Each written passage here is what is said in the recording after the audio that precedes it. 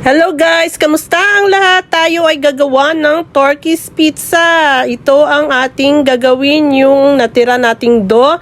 Prinisir ko lamang yan, tapos hayan, tapos tinow ko.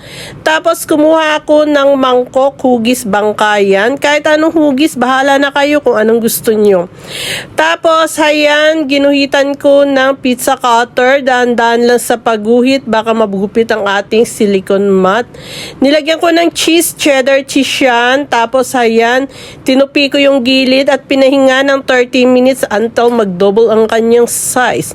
After 30 minutes ay naglagay ako ng egg yolk. Ayan, yung isa nag-slide, kaya ang ginawa ko, nilagang itlog na lang.